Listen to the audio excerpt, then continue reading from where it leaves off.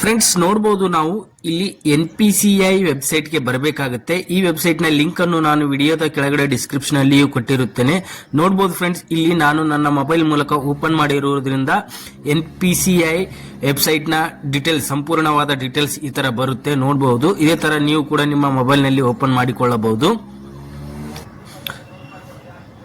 ನೋಡಬಹುದು friends, open ಮಾಡಿಕೊಂಡ ಮೇಲೆ ಇಲ್ಲಿ ಕಸ್ಟಮರ್ ಅಂತ ಇದೆಯಲ್ಲ ಫ್ರೆಂಡ್ಸ್, ಅದರಲ್ಲಿ ಭಾರತ್ ಆಧಾರ್ ಎನೇಬಲ್ ಅಂತಿದೆಯಲ್ಲ ಅದನ್ನು ಸೆಲೆಕ್ಟ್ ಮಾಡಬೇಕಾಗುತ್ತೆ. ಸೆಲೆಕ್ಟ್ ಮಾಡಿದ ಮೇಲೆ ನೋಡಬಹುದು ಫ್ರೆಂಡ್ಸ್, ಇಲ್ಲಿ ಆಧಾರ್ ಸೀಡಿಂಗ್ ಅಂಡ್ ಡಿಸೀಡಿಂಗ್ ಅಂತಿದೆಯಲ್ಲ ಅದನ್ನು ಸೆಲೆಕ್ಟ್ ಮಾಡಬೇಕಾಗುತ್ತೆ. ಫಸ್ಟ್ ಒನ್ ಇದೆಲ್ಲ ಆಧಾರ್ ಸೀಡಿಂಗ್ ಅಂಡ್ ಡಿಸೀಡಿಂಗ್ ಇದೆಯಲ್ಲ ಫ್ರೆಂಡ್ಸ್, ಅದನ್ನು ಸೆಲೆಕ್ಟ್ ಮಾಡಬೇಕಾಗುತ್ತೆ.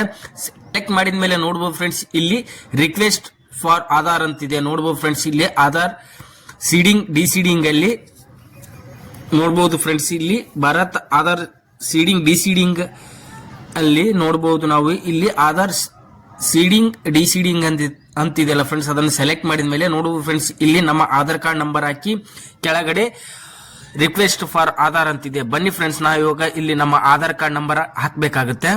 ನೋಡಬಹುದು, ಇಲ್ಲಿ ನನ್ನ ಆಧಾರ್ ಕಾರ್ಡ್ ಎಂಟ್ರಿ ಮಾಡಿದ ಮೇಲೆ ಇಲ್ಲಿ ರಿಕ್ವೆಸ್ಟ್ ಫಾರ್ ಆಧಾರ್ ಅಂತಿದೆ. ಅದಾದ ಮೇಲೆ ನಮ್ಮ ಯಾವ ಬ್ಯಾಂಕಿನಲ್ಲಿ ಆಧಾರ್ ಕಾರ್ಡ್ ಅನ್ನು ಸೆಲೆಕ್ಟ್ ಮಾಡಬೇಕಾಗುತ್ತೆ. ಸೆಲೆಕ್ಟ್ ಬ್ಯಾಂಕ್ ಅಂತಿದೆಯಲ್ಲ ಫ್ರೆಂಡ್ಸ್, ಅದರಲ್ಲಿ ನೀವು ಯಾವ ಬ್ಯಾಂಕಿಗೆ ಲಿಂಕ್ ಮಾಡಬೇಕಂತಿದ್ದೀರೋ ಆ ಬ್ಯಾಂಕಿನ ಹೆಸರನ್ನು ಇಲ್ಲಿ ಸೆಲೆಕ್ಟ್ ಮಾಡಬೇಕಾಗುತ್ತೆ. ನೋಡಬಹುದು ಫ್ರೆಂಡ್ಸ್, ಇಲ್ಲಿ ಇಷ್ಟೊಂದು ಬ್ಯಾಂಕಿಗಳ ಹೆಸರು ಬರುತ್ತೆ.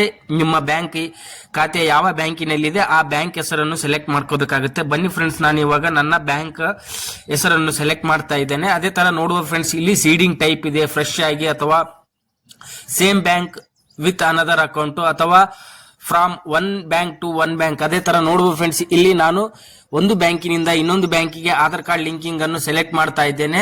ಅದೇ ತರ ಇಲ್ಲಿ ನನ್ನ ಅಕೌಂಟ್ ನಂಬರ್ ಹಾಕಬೇಕಾಗುತ್ತೆ. ಯಾವ ಬ್ಯಾಂಕಿನ ಅಕೌಂಟಿಗೆ ನೀವು ಆಧಾರ್ ಕಾರ್ಡ್ ಲಿಂಕ್ ಮಾಡುತ್ತೀರೋ ಆ ಬ್ಯಾಂಕಿನ ಅಕೌಂಟ್ ನಂಬರ್ ಇಲ್ಲಿ ಕೆಳಗಡೆ ಹಾಕಬೇಕಾಗುತ್ತೆ. ನೋಡಬಹುದು ಫ್ರೆಂಡ್ಸ್, ನಾನು ಇವಾಗ ನನ್ನ ಬ್ಯಾಂಕಿನ ಅಕೌಂಟ್ ನಂಬರ್ ಹಾಕುತ್ತಿದ್ದೇನೆ.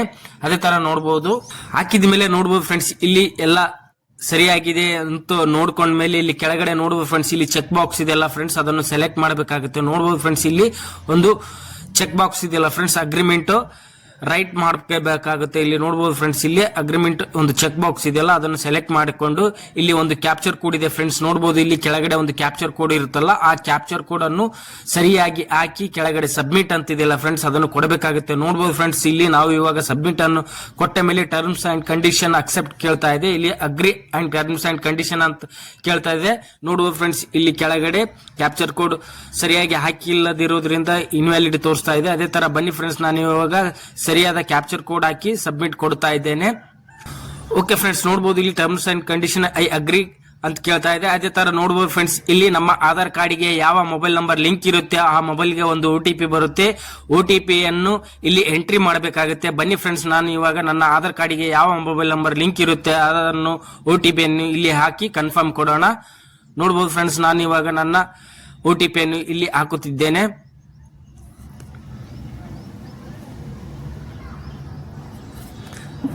ಅದೇ ತರ ನೋಡಬಹುದು ಫ್ರೆಂಡ್ಸ್, ಇಲ್ಲಿ OTP ಅನ್ನು ಹಾಕಿ ಕನ್ಫರ್ಮ್ ಕೊಟ್ಟ ಮೇಲೆ ನೋಡಬಹುದು ಫ್ರೆಂಡ್ಸ್, ಇಲ್ಲಿ your Aadhaar number is currently mapped to one bank to another bank ಅಂತ ಬರ್ತಾ ಇದೆ. ನೋಡಬಹುದು ಫ್ರೆಂಡ್ಸ್, ಇದೇ ರೀತಿಯಾಗಿ ನೀವು ಕೂಡ ನಿಮ್ಮ Aadhaar card NPCI Aadhaar card banking link ಅನ್ನು ಈ ರೀತಿಯಾಗಿ ನಿಮ್ಮ ಮೊಬೈಲ್ ನಲ್ಲಿಯೇ ಚೇಂಜ್ ಮಾಡಿಕೊಳ್ಳಬಹುದು ಫ್ರೆಂಡ್ಸ್. ಓಕೆ ಫ್ರೆಂಡ್ಸ್, ನಿಮಗೆ ಈ ವಿಡಿಯೋ ಇಷ್ಟ ಆಗಿದೆ ಅನ್ಕೋತೀನಿ. ನೋಡಬಹುದು ಫ್ರೆಂಡ್ಸ್, ಇಲ್ಲಿ ಆಧಾರ್ ಕಾರ್ಡ್ ಸೀಡಿಂಗ್ ಕೂಡ ಸಕ್ಸಸ್ಫುಲಿ ಆಗಿ ಲಿಂಕ್ ಆಗಿದೆ ಅಂತ ತೋರಿಸ್ತಾ ಇದೆ ಫ್ರೆಂಡ್ಸ್. ಓಕೆ ಫ್ರೆಂಡ್ಸ್, ನಿಮಗೆ ಈ ವಿಡಿಯೋ ಇಷ್ಟ ಆಗಿದೆ ಅನ್ಕೋತಿದ್ದೀನಿ. ಇಷ್ಟವಾದ್ರೆ ವಿಡಿಯೋನ ಲೈಕ್ ಮಾಡಿ, ಶೇರ್ ಮಾಡಿ ಮತ್ತು ನನ್ನ ಚಾನಲ್ ಅನ್ನು ಸಬ್ಸ್ಕ್ರೈಬ್ ಮಾಡ್ಕೊಳ್ಳಿ ಅಂತ ಹೇಳ್ತಾ ಧನ್ಯವಾದಗಳು ಫ್ರೆಂಡ್ಸ್.